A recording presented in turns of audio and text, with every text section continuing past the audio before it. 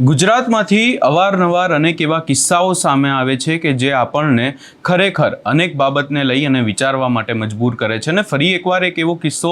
અમદાવાદમાંથી સામે આવ્યો છે કે જ્યાં મૃતદેહ અને મૃતદેહના અવશેષો શોધવા માટે પોલીસને ઘટના સ્થળે બુલડોઝર લઈને પહોંચવું પડ્યું અને ઘટના પણ આજકાલની નહીં પરંતુ 35 વર્ષ જૂની ઘટના છે। શું છે સમગ્ર મામલો અને પોલીસ આ આખી ઘટનામાં હવે કેમ એક્ટિવ થઈ છે એની વિગતે ચર્ચા કરીશું। નમસ્કાર, હું છું ઉજ્જવલ અને આપ જોઈ રહ્યા છો નિર્ભય ન્યૂઝ। અમદાવાદના જે વટવા વિસ્તાર છે ત્યાં કુટુંબનગરમાં પોલીસ હવે એક્ટિવ થઈ છે ને 35 વર્ષ જૂના એક મૃતદેહના અવશેષ શોધવા માટે પોલીસ હવે ક્યાંક ને ક્યાંક કામે લાગી ગઈ છે। કિસ્સો કંઈક એવો છે કે 35 વર્ષ પહેલાં એક ઘટના ઘટી હતી કે જ્યાં એક મહિલાની હત્યા કરી દેવામાં આવી હતી ને આખી બાબતને લઈને હવે પોલીસ કેમ એક્ટિવ થઈ છે એવા પણ અનેક સવાલો ઊભા થઈ રહ્યા છે। એ બાબતને લઈને જો સૌપ્રથમ ચર્ચા કરીએ તો વાત કંઈક એવી છે કે પોલીસને આખી બાબતને લઈને હવે કોઈક બાતમી મળી છે કે આ જે આખો મૃતદેહ છે ક્યાં દાટી દેવામાં આવ્યો હતો અને એ જ બાબતને લઈને હવે પોલીસ ક્યાંક ને ક્યાંક એક્ટિવ થઈ છે અને મૃતદેહના અવશેષોની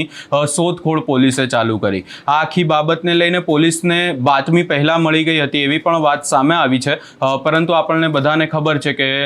ગુજરાતમાં ચૂંટણીનો માહોલ હતો અને ચૂંટણી ચાલી રહી હતી। ચૂંટણી ચાલુ હોય એવા સમયે ક્યાંક ને ક્યાંક આવી બાબત સામે આવે ને એના કારણે જો પોલીસ એક્ટિવ થાય તો અનેક બાબતોને લઈને સવાલો પણ ઊભા થઈ શકે છે। એટલા માટે પોલીસે આજે આખી બાબતમાં કાર્યવાહી ચાલુ કરી અને પોલીસ આજે સવારથી જ એ જે વટવા વિસ્તાર છે ત્યાં આ મૃતદેહના અવશેષોની શોધખોળમાં લાગી ગઈ હતી। હવે વાત એવી પણ છે કે ઘટના 35 વર્ષ પહેલાં બની હતી એટલે કે 1990-91નો સમય હતો ને એ સમયે બાબત એવી સામે આવી હતી કે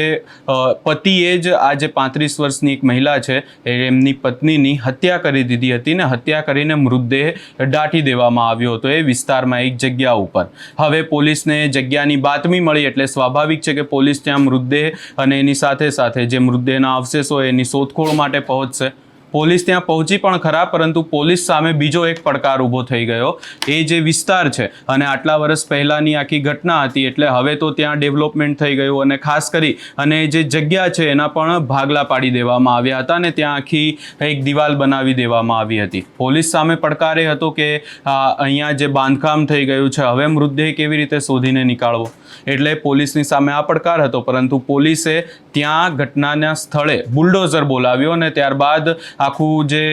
જગ્યાએ જ્યાં બાંધકામ હતું એ બાંધકામ તોડવામાં આવ્યું અને હવે વાત એ છે કે પોલીસને આખા કેસમાં મૃતદેહ અને મૃતદેહના જે અવશેષો શોધવા માટે પોલીસ પહોંચી હતી, શું પોલીસને આ આખી બાબતમાં અવશેષો મળ્યા ખરા? અને આખરે વાત એવી પણ સામે આવી કે પોલીસે જ્યારે ત્યાં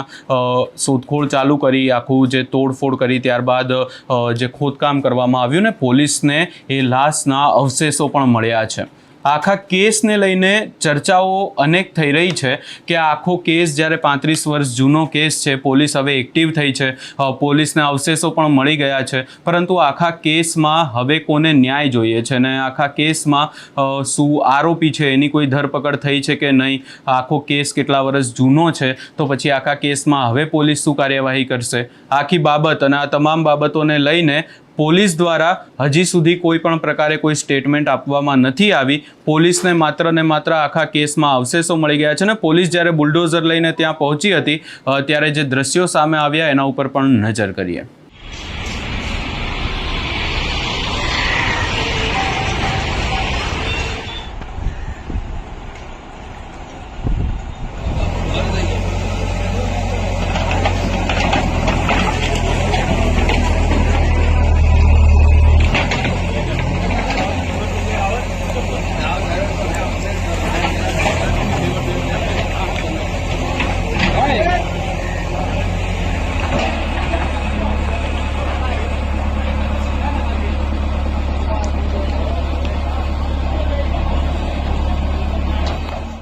હવે આખી બાબતમાં કાર્યવાહીની વાત કરીએ કે પોલીસ કાર્યવાહી કરશે કોની સામે, કારણ કે અહીંયા એક વાત એ પણ છે કે જેમણે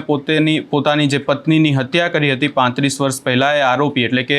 શમસુદ્દીન નામના વ્યક્તિ દ્વારા જેમની પત્નીની હત્યા કરીને મૃતદેહ દાટી દેવામાં આવ્યો હતો ને આરોપીનું મૃત્યુ થઈ ચૂક્યું છે. હવે આખી બાબતમાં પોલીસ કેવી રીતે કાર્યવાહી કરશે ને પોલીસ શું કરશે એ પણ જોવાનું રહેશે. આ સમગ્ર બાબતને લઈ અને જ્યારે પણ પોલીસ દ્વારા કોઈ અપડેટ આપવામાં આવશે ત્યારે અમને આ આખા કેસને લઈ અને તમને સૌથી પહેલાં અપડેટ આપીશું. આ સમગ્ર બાબતે તમારો શું અભિપ્રાય છે એ અમને કમેન્ટ કરી જરૂર જણાવશો ને અમારી ચેનલ નિર્ભય ન્યૂઝને લાઇક, શેર, સબસ્ક્રાઇબ કરવાનું ભૂલશો નહીં.